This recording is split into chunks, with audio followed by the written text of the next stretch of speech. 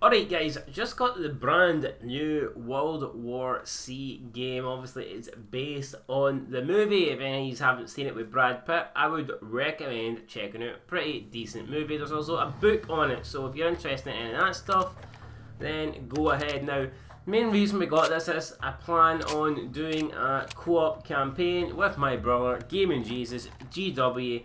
I don't know how you know him, but he is the man that owns the Gaming Jesus channel, and you can check him out for FIFA career modes, Rangers reviews, and a bunch of shit like that. But we do plan on bringing World War C co-op campaign to our co-op channel, which is Fall Gaming 2K. Make sure you subscribe for that. The link is down below in the description, and that is basically why I bought this game. But I've decided that I'm going to play it as well, so I'm going to do an offline campaign on my channel. It will be streaming on Twitch, so make sure you follow me on Twitch. I'm trying to get the road to 50 at the moment, so I'd appreciate it. I believe I am on 30 something, 37 I think. It's nothing special, but hey man, with your guys' help, maybe one day I'll reach 50, and I don't know, we'll have a wee celebration. We'll have a party, guys. We'll celebrate Jamie Vardy style and get a 6-pack of the blue WKD. So anyway, I thought we'd go through the characters, because this game, I think it's kind of similar to Left 4 Dead. It seems to have, like, I think there's 4 different campaigns, and obviously you're in teams of 4. But what I have noticed is, it hasn't just gave you, like, you know, 4 random teams.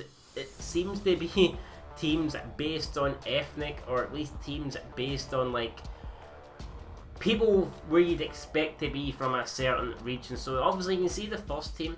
You've got Jude Whittaker. I will just go through all these characters and their bios, and we'll see who sounds interesting. So you've got Jude Whittaker there. He appears to be in army or military or something. As the New York Times top photojournalist, Jude was covering the refugee movement towards Jerusalem when a huge horde got over the city wall. Jude barely escaped on an army helicopter. He's since traded his camera for a rifle. So he was a cameraman, so he's traded his camera for a rifle. And he doesn't look like a typical cameraman, you know, to be honest. He looks pretty built, got a good physique, big scar on his face. I mean, he looks like a guy that has been fighting all his life, not snapping selfies. But I digress. Let's move on.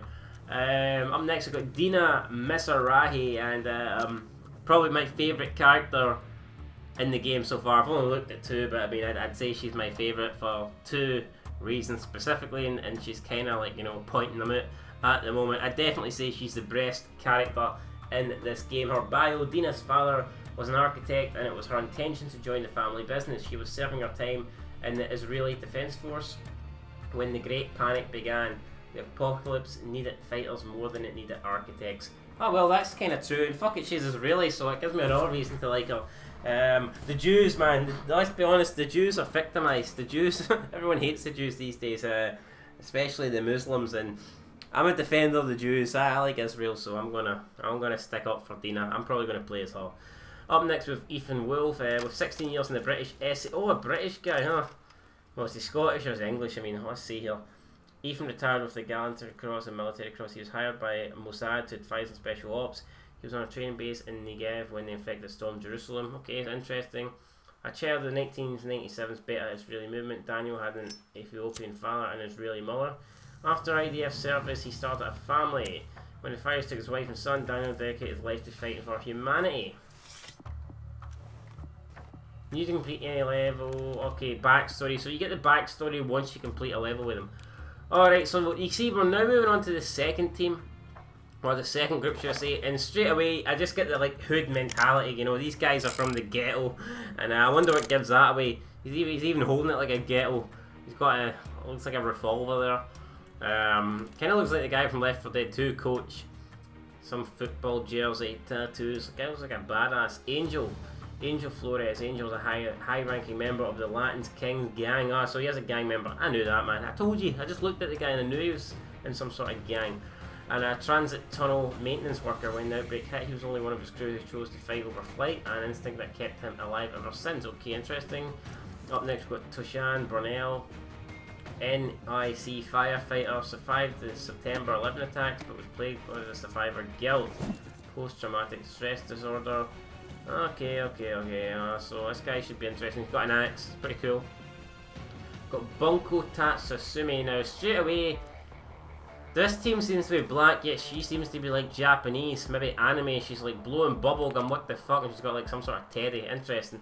As a skilled hacker, the weeks before the outbreak, Bronco infiltrated the Department of Defense computer network, detected signs of coming disaster before it was made public. This advantage gave her time to prepare. Interesting. Arnetta Larkin. So it seems to be the only team with 2 females in it, which is fine, you know. It is what it is. What is it? Arnetta worked as a power distribution engineer in New York City when outbreak hit. She was one of the first to know. She was separated from her husband and baby in panic, but still holds hope they're alive somewhere. Alright, that's the second team done.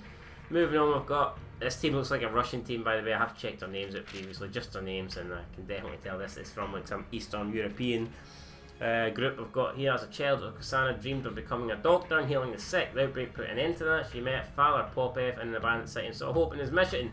She no longer seeks a cure, only to release. Nicknamed the Tiger, Ivan was, oh guy, look at that man, big sniper, Ivan Dovakienko.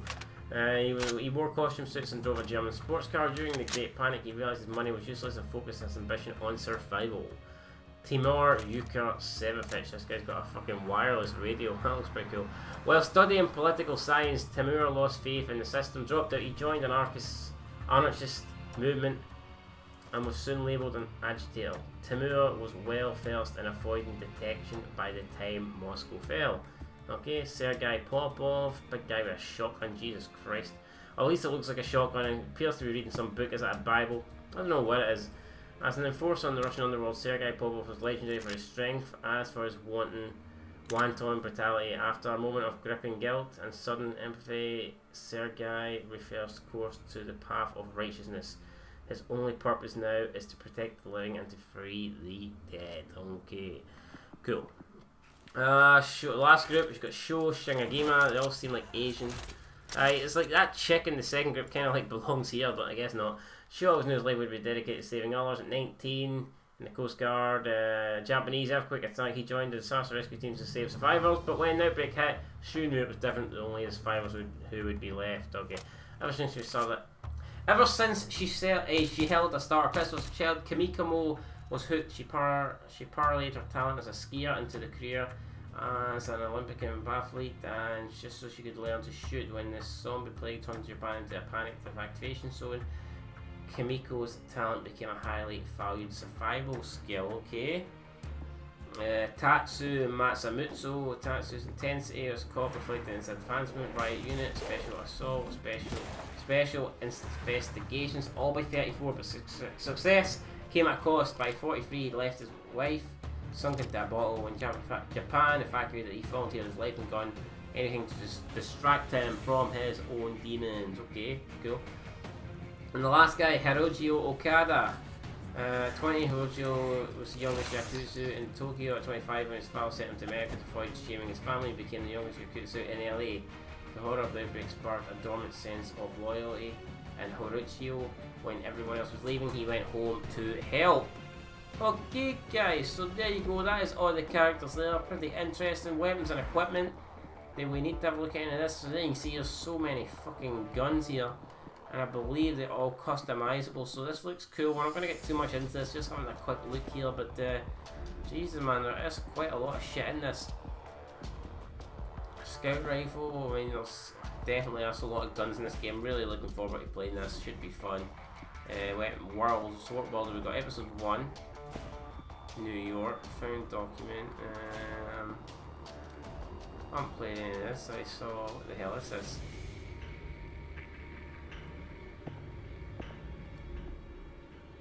Not quite sure. So what worlds have we got? We've got New York, Jerusalem, Moscow and Tokyo. Alright. Alright, okay. So I take it, wait, Jerusalem? I'm assuming episode 1 New York would have to be the one with the black people. It seems like they've got, I don't know, the show episode 1 from the way the characters are lined up, you'd assume that the top row are in New York. I'm pretty sure that the top row is actually in Jerusalem and the second row is in New York, but again, I mean, that's not a massive deal, no one really cares. We've got some settings, we're getting some settings, what we've got, gamma, blur, controls, we've got subtitles, what's subtitles on, I think. Is that it? Will that do us? Or do we take subtitles on or off? I don't know. Subtitles on or off, on or off, on or off, on or off. Sure, hide subtitles from in-game dialogue. Off, because why the hell not? Alright guys, so that'll be it when I get back. I'm going to be playing the co-op campaign. You can watch that on Twitch. It will be streamed live, and it will be also uploaded to YouTube as a video. But I just wanted to quickly go over the characters and show you everyone who is in the game. So thanks for watching this, and until next time, can't wait to play some World War C. I've also got a couple of new games coming, and also the old games. I won't forget about them, guys. Let's make my channel great again. As Donald Trump would say, make Son of Scotland 90 great again. But until then, peace.